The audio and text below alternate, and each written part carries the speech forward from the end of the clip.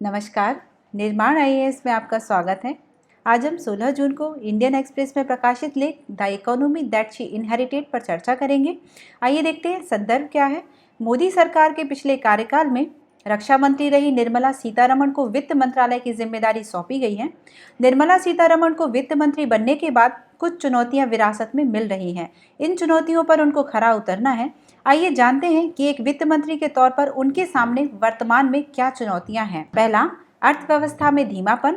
देश की आर्थिक विकास दर 5 तिमाहियों के निचले स्तर 6.6% पर पहुंच गई है और अर्थशास्त्रियों को उम्मीद है कि ग्रामीण खपत मांग में गिरावट और तेल की कीमतों में धीमी वृद्धि से हालात और बदतर हो सकते हैं। ऐसे में सीतारमण के सामने सबसे बड़ी चुनौती विकास रफ्तार को 7% या इससे अधिक पर बनाए रखने की होगी। दूसरा है रोजगार का संकट। नए वित्त मंत्री के सामने एक बड़ी चुनौती रोजगार में तेज बढ़त करने की होगी। ईपीएफओ के अनुसार अक्टूबर 2018 से अप्रैल अंत तक औसत मासिक नौकरी सृजन में 26% की गिरावट आई है। नौकरियों के सृजन के मोर्चे पर काफ़ी गति धीमी है। हाल ही में मीडिया में लीक एनएसएसओ की पीरियोडिक लेबर फोर्स में 26% की गिरावट आई है। नौकरियों के सृजन के मोर्चे पर भी काफ़ी धीमी गति है। हाल में मीडिया में लीक एनएसएसओ की periodic labour force survey report में कहा गया था कि 2017-18 में बेरोजगारी की दर 6.1% तक पहुंच गई, जो 45 साल में सबसे ज़्यादा है। तीसरा है राजकोषीय व व्यापार घाटे की चुनौती। कर संग्रह का सीधा असर राजकोषीय घाटे पर देखने को मिला है।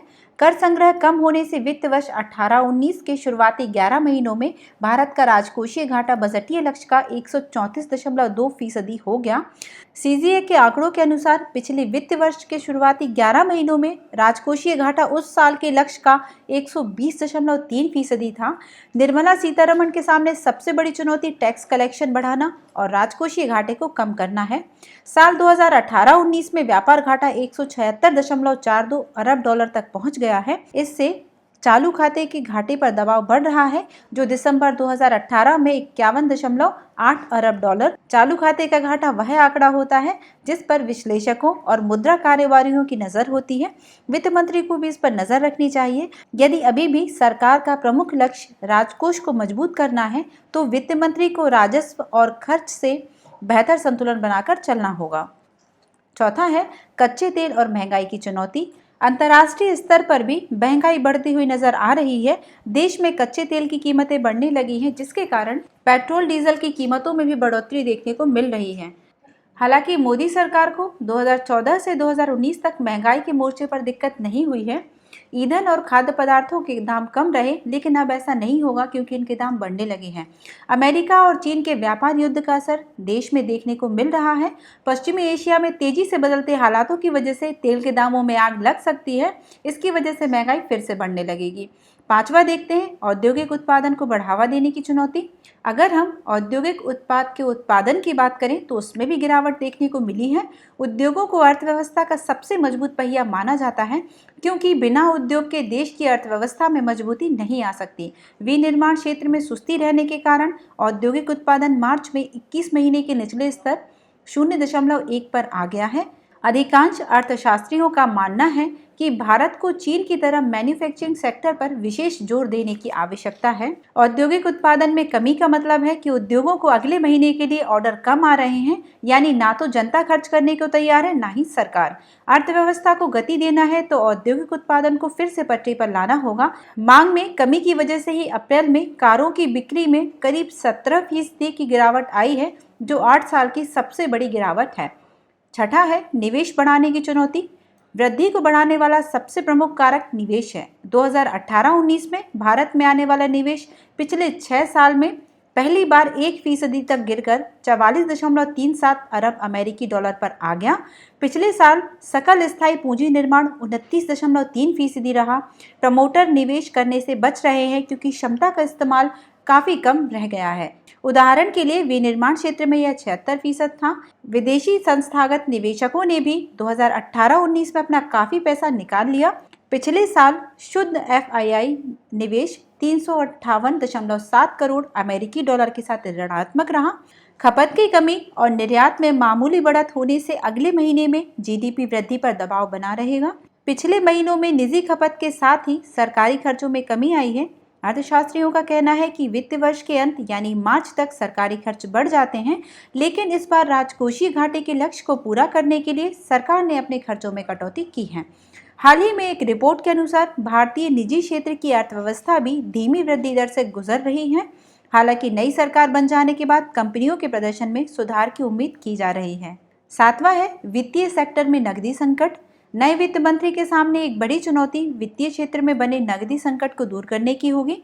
इंसॉल्वेंसी एंड बैंकरप्सी कोड राजग प्रथम सरकार का एक बड़ा आर्थिक सुधार था। इसका लक्ष्य 10 लाख करोड़ रुपए से ज्यादा के फंसे कर्जों का कोई समाधान निकालना था, परंतु अब वित्तीय सेक्टर में नकदी का संकट खड़ा हो गया है, जिसका नए वित्त मंत्री को समाधान निकालना होगा। पिछले साल सितंबर में IL&FS के कर्ज डिफॉल्ट शुरू करने के बाद यह संकट बना हुआ है। आइए आगे की राह देखते हैं। इन सब चुनौतियों से निपटने के लिए सरकार को खपत बढ़ानी होगी, निवेश और निर्यात को बढ़ावा देना होगा और वित्तीय सेक्टर में नकदी के संकट को दूर करना होगा। 18 से 28% के GST स्लैब में अब भी लोगों की समस्या है, इसलिए इसको 2 मुख्य स्लैब में मर्ज करने की जरूरत है। बीजेपी के मैनिफेस्टो में भी GST को सरल करने की बात कही गई थी। आइए देखते हैं अगला आर्टिकल क्या है। हांगकांग में प्रत्यर्पण कानून। हांगकांग में पिछले दिनों बड़े स्तर पर हो रहे विरोध प्रदर्शनों के कारण प्रत्यर्पण विधेयक निलंबित कर दिया गया। इस विधेयक को वापस लेने के लिए कई लोग पिछले 1 हफ्ते से प्रदर्शन कर रहे हैं। कैरी लॉम ने शनिवार को विरोध प्रदर्शन के मद्देनजर इस विधेयक पर कामकाज निलंबित रखने की घोषणा की। उन्होंने इसे पुनः प्रस्तुत किए जाने की समय सीमा नहीं बताई, पर यह भी नहीं कहा कि हमेशा के लिए इसे रोक दिया गया है। क्या प्रावधान है प्रत्यर्पण कानून में, आइए जानते हैं। कानून के तहत ऐसे आरोपियों को प्रत्यर्पित किया जा सकेगा जिनकी दोष सिद्धि साबित होने पर उन्हें 7 वर्ष या इससे अधिक के कारावास की सजा का प्रावधान हुआ है।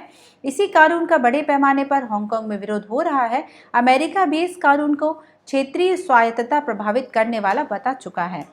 मानवाधिकार और स्वायत्तता के आधार पर हो रहा है विरोध। नया विधेयक मुख्य कार्यकारी के रूप में जाने वाला हांगकांग के नेता को अदालतों की समीक्षा के बाद प्रत्यर्पण अनुरोध स्वीकार करने की अनुमति दे देगा। प्रस्तावित विधेयक के समर्थकों का कहना है कि संशोधन यह सुनिश्चित करने के लिए जरूरी है कि शहर अपराधियों का शरण स्थल नहीं बने। आलोचकों को इस बात की चिंता है कि चीन इस कानून का इस्तेमाल राजनीति विरोधियों और अन्य को चीन प्रत्यर्पित करने के लिए कर सकता है, जहां उनकी कानूनी सुरक्षा में कोई गारंटी नहीं है। कानून के विरोध में कहा जा रहा है कि संशोधन में प्रक्रियात्मक सुरक्षा का अभाव हांगकांग की स्वायत्तता को कमजोर कर सकता है। क्षेत्र में मानवाधिकार, मौलिक स्वतंत्रता और लोकतांत्रिक मूल्यों की सुरक्षा पर प्रतिकूल असर डाल सकता है। इस प्रस्तावित कानून में आरोपितों और संदिग्धों का मुकदमा चलाने के लिए चीन में प्रत्यर्पित करने का प्रावधान है। विशेषज्ञों का कहना है कि इस कानून से हांगकांग की स्वायत्तता और यहाँ के नागरिकों के मानवाधिकार खतरे में आ जाएंगे। हांगकांग में चीन को लेकर आक्रोश क्यों है, आइए समझते हैं। 1997 में ब्रिटिश नियंत्रण से निकलकर चीनी आधिपत्य स्वीकारते समय हांगकांग से चीन ने यह वादा किया था कि वह उसके लिए एक देश दो व्यवस्था की नीति अपनाएगा। इसका आशय था हांगकांग को स्थानीय रूप में स्वायत्तता देना, जिसमें स्वतंत्र न्यायिक व्यवस्था, मुक्त पूंजीवाद, आजाद प्रेस और अभिव्यक्ति की निजी आज़ादी शामिल थी। लेकिन 73 लाख की आबादी वाले हांगकांग में अनेक लोगों को यह लगता है कि पिछले कुछ वर्षों में चीन लगातार उनकी आज़ादी को कम करता जा रहा है।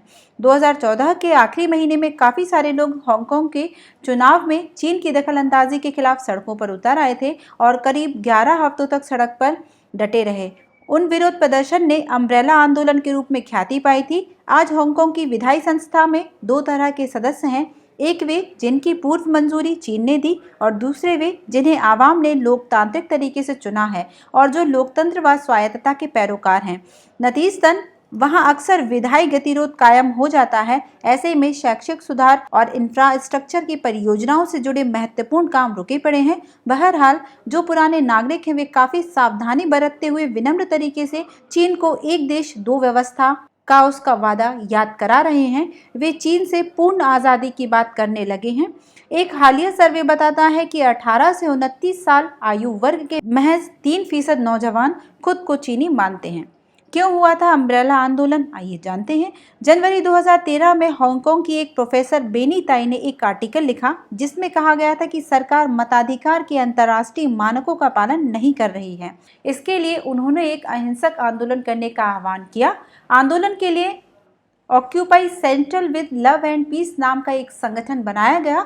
जून 2014 में इस संगठन ने एक जनमत संग्रह भी कराया जिसमें करीब 8 लाख लोगों ने वोट दिया। ये हांगकांग के कुल वोटरों का 20% है। 31 अगस्त 2014 को सरकार ने वोटिंग के नए कानून बनाए जिसे हांगकांग के लोगों ने सिरे से खारिज कर दिया। इसके बाद 22 सितंबर 2014 को हांगकांग के कई स्टूडेंट यूनियनों ने इसका विरोध करना शुरू किया। 26 सितंबर 2014 को इस आंदोलन से और लोग जुड़े और सरकारी मुख्यालय के सामने इकट्ठा होकर प्रदर्शन करने लगे। ये लोग पीले कलर के बैनर और छाते लेकर अपने साथ में आए, इसलिए इसका नाम येलो अम्ब्रेला प्रोटेस्ट रखा गया। आइए देखते हैं नेक्स्ट आर्टिकल। नेक्स्ट आर्टिकल है हमारा 5 ट्रिलियन डॉलर की अर्थव्यवस्था का लक्ष्य। प्रधानमंत्री नरेंद्र मोदी ने सबका साथ, सबका विकास और सबका विश्वास के लक्ष्य को पूरा करने की नीति आयोग की महत्वपूर्ण भूमिका बताते हुए शनिवार को कहा कि वर्ष 2024 तक देश को 5 लाख करोड़ डॉलर की अर्थव्यवस्था बनाने का लक्ष्य चुनौतीपूर्ण लेकिन हासिल करने योग्य है। उन्होंने राज्यों को अपनी प्रमुख क्षमता को पहचानने की सलाह देते हुए कहा कि सकल घरेलू उत्पाद बढ़ाने की पहल जिला स्तर से शुरू की जानी चाहिए। जीवीए और जीडीपी में क्या अंतर है, देखते हैं। आर्थिक वृद्धि दर के आंकड़ों के लिए वर्षों से ग्रॉस डोमेस्टिक प्रोडक्ट यानी जीडीपी पर निर्भर रहने के बाद अब पॉलिसी मेकर उसके लिए जीवीए यानी ग्रॉस वैल्यू एडेड का इस्तेमाल करने के बारे में विचार करने लगे हैं। जीडीपी क्या है, आइए जानते हैं। जीडीपी कंज्यूमर के नजरिए से आर्थिक उत्पादन के बारे में बताता है। इसमें निजी खपत, अर्थव्यवस्था में सकल निवेश, सरकारी खर्च और नेट फॉरेन ट्रेड यानी निर्यात और आयात का जो फर्क है शामिल होता है। जीवीए क्या है, आइए जानते हैं। साधारण शब्दों में कहा जाए तो जीवीए से किसी इकोनॉमी में होने वाले टोटल आउटपुट और इनकम का पता चलता है। इससे पता चलता है कि तय पीरियड में इनपुट कास्ट और रॉ मटेरियल के दाम निकालने के बाद कितने रुपए के सामान और सर्विसेज का उत्पादन हुआ है। इससे यह भी पता चलता है कि किसी खास क्षेत्र में उद्योग या सेक्टर में कितना उत्पादन हुआ है। नेशनल अकाउंटिंग के नज़रिए से देखा जाए तो मैक्रो लेवल पर जीडीपी में सब्सिडी और टैक्स निकालने के बाद जो आंकड़ा मिलता है वह जीवीए होता है। अगर आप प्रोडक्शन साइड से देखेंगे तो आपको नेशनल अकाउंट को बैलेंस करने वाले आइटम पाएंगे। दोनों में क्या फ़र्क होता है, देखते हैं। जीवीए से प्रोड्यूसर यानी सप्लाई साइड से होने वाली आर्थिक गतिविधियों का पता चलता है, जबकि जीडीपी से डिमांड और कंज्यूमर साइड की तस्वीर पता चलती है। ज़रूरी नहीं कि इन दोनों ही आंकड़े एक से हों, क्योंकि इन दोनों में नेट टैक्स के ट्रीटमेंट का फर्क होता है। नीति निर्माताओं ने क्यों जीवीए को वेटेज देने का फैसला किया है, समझते हैं इस चीज़ को। जीवीए से मिलने वाली सेक्टरवार ग्रोथ से पॉलिसी मेकर्स को ये फैसला करने में आसानी होती है कि किस सेक्टर को इंसेंटिव वाले राहत पैकेज की ज़रूरत है। कुछ लोगों का मानना है कि जीवीए अर्थव्यवस्था की सही स्थिति बताने के लिए सबसे सही तरीका है, क्योंकि सिर्फ ज़्यादा टैक्स कलेक्शन होने से यह मान लेना सही नहीं होगा कि उत्पादन में तेज़ी से बढ़ोतरी हुई है, क्योंकि ऐसा तो बेहतर कंपाइलेंस या ज़्यादा कवरेज की वजह से भी हो सकता है और इससे असल उत्पादन की गलत तस्वीर मिलती है। जीडीपी एवं जीवीए दोनों में से कौन सा पैमाना अर्थव्यवस्था की सही तस्वीर बताने वाला है? जीवीए से हर सेक्टर के उत्पादन आंकड़ों की अलग तस्वीर मिलती है। इससे पॉलिसी मेकर को यह जानने में मदद मिलती है कि क्या किसी सेक्टर को इंसेंटिव की ज़रूरत है। लेकिन जीडीपी का आंकड़ा तब अहम साबित होता है जब अपने देश की तुलना दूसरे देश की अर्थव्यवस्था से करनी होती है। इससे दोनों देशों की आय की तुलना हो जाती है। हमें उम्मीद है हमारा यह प्रयास आपकी परीक्षा में मददगार साबित होगा। हम इस तरह के टॉपिक भविष्य में भी लाते रहेंगे। निर्माण इस यूट्यूब चैनल को सब्सक्राइब जरूर करें। धन्यवाद।